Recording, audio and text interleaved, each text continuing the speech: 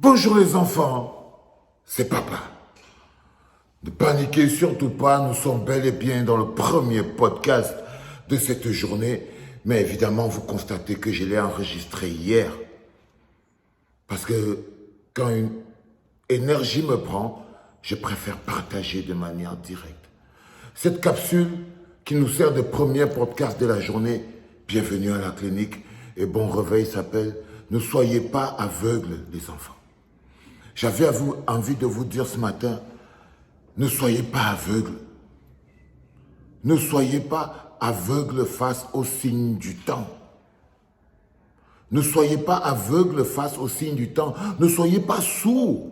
Ne soyez pas sourds quand le temps nous parle. Parce que quand le temps nous parle, nous devons comprendre. Et quand le temps nous montre des signes, nous ne devons pas être aveugles aux signes du temps. Le changement que nous appelons depuis de tous nos voeux est en train de s'opérer devant nous.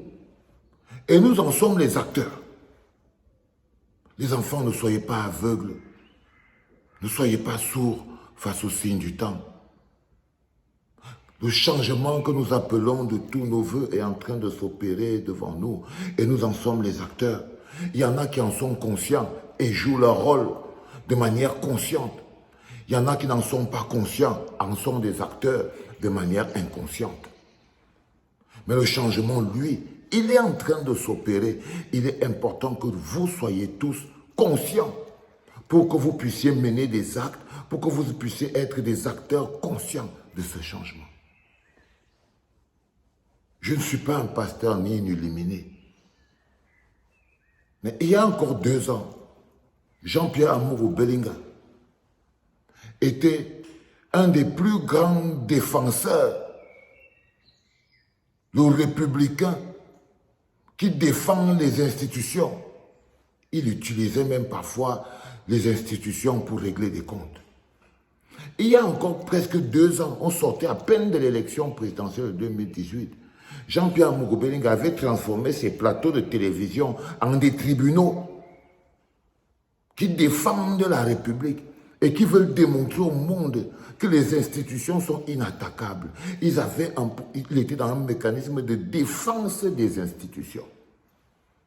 Chaque fois qu'un pauvre Camerounais se levait pour donner un avis contraire, Jean-Pierre Amourou Bellinga et toute son équipe se mettaient en place pour faire de lui les ennemis des institutions. Il avait même un groupe, il a un groupe en Europe qu'on appelait les patriotes. Ils avaient une seule mission, ils disaient « Je défends les institutions de mon pays ». Dans leur tête, chaque personne qui pouvait dire « Il n'y a pas d'eau » était contre le Cameroun, c'était un antipatriote. Jean-Pierre Amourou Bellinga définissait qui est patriote et qui ne l'est pas, qui aime le pays et qui ne l'est pas, qui ne l'aime pas. Si tu osais dire qu'il n'y a pas d'eau, tu étais antipatriote. Tu étais à la chaîne de Jean-Pierre Amourou Bellinga. Il t'avait condamné. Tu disais qu'on a un problème avec les routes, les ponts et tout. Il était sur ton dos et il disait que tu es manipulé par les institutions, par les étrangers. C'est un plan bien orchestré qui a pour but de faire un plan insurrectionnel. C'était lui, défenseur de ces institutions. Si on avait dit à Jean-Pierre Amourou Bellinga, il y a 2 ans, qu'il serait en train lui-même de dire qu'il faut critiquer les institutions. La justice, là, n'est pas normale. Si on lui avait dit qu'il serait à Kondengui, arrêté par ces mêmes institutions, ces mêmes hommes, emprisonnés, et qu'il serait en train de dire non, les institutions ne sont pas bonnes, arrestation arbitraire, arrestation illégale. Si on lui avait dit qu'il y a 2 ans, si on lui avait dit il y a 2 ans que c'est lui, 2 ans plus tard, qui serait dans cette situation, il n'aurait pas cru. Même les plus gros puissants que vous voyez là, aucun ne restera là de manière inaléable.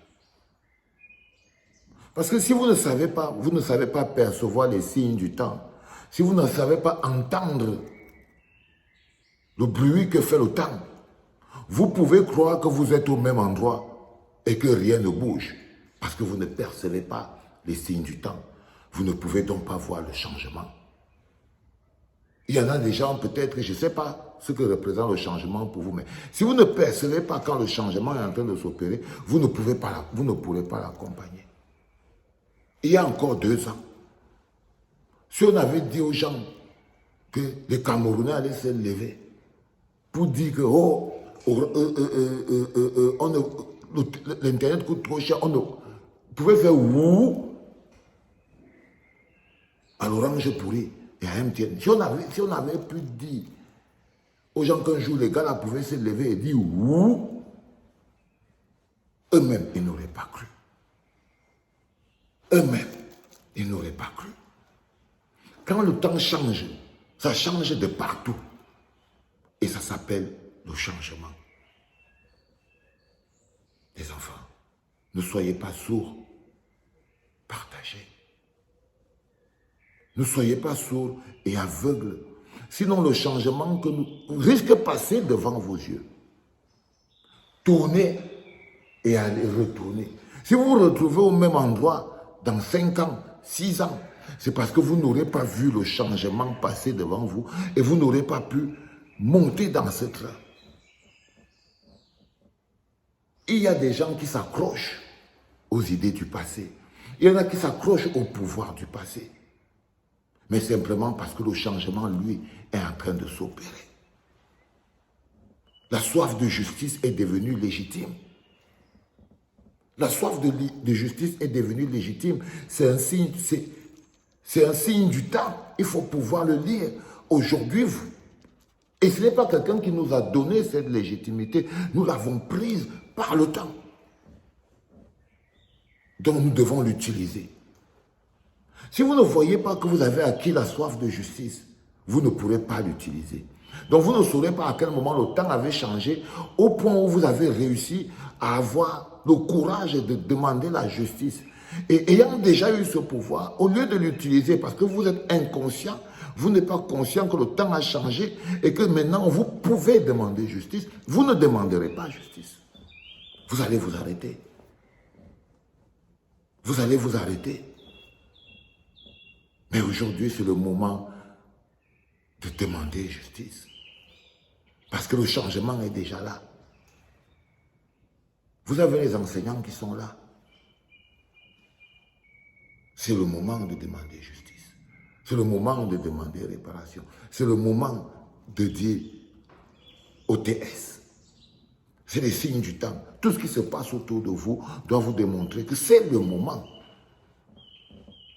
Mais si vous ne pouvez pas lire les signes du temps, vous pouvez toujours être en train de trembler derrière. Les enfants, c'est des morceaux de mon âme que je partage avec vous. C'est des morceaux d'une réflexion qui poussent mon esprit à essayer toujours d'être en contact avec le maximum d'entre vous. Pour que vous compreniez que ce n'est pas quelqu'un qui est le changement. C'est chacun d'entre nous. Ce sont les émotions que nous ressentons. Le changement, ce n'est pas la couleur des murs. C'est les émotions que nous ressentons. Ça veut dire que quand à un moment on a vécu longtemps dans la peur, le changement, c'est qu'on se sent plus fort et on n'a plus peur. C'est ça le changement. Je vous promets. Le reste, ce sont les conséquences des changements. Le développement, le riz sur la table, la justice pour tous. Ça, c'est les conséquences du changement. Mais c'est les hommes qui changent d'abord.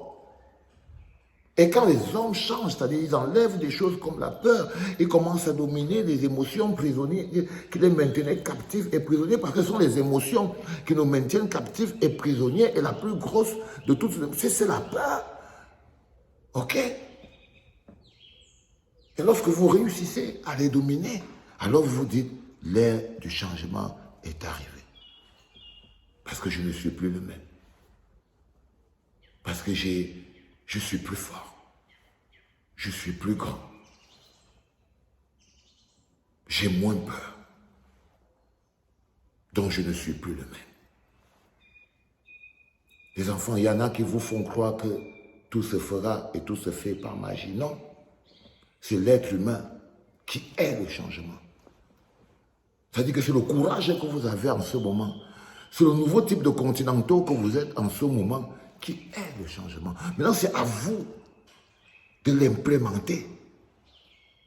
Le riz ne viendra jamais dans la table tout seul. Jamais. Ce sera toujours pire. Mais le changement, c'est quand on est déterminé à s'engager pour que ce riz-là, il soit quelque chose de systématique pour tout le monde, qu'on soit prêt à le demander pour tout le monde au même moment. Ça veut dire qu'on n'est plus des égoïstes, on est devenu un peuple. Les enfants, je suis tellement optimiste. Parce que je sais que même si tous les gens dormaient, il y aurait toujours ce changement.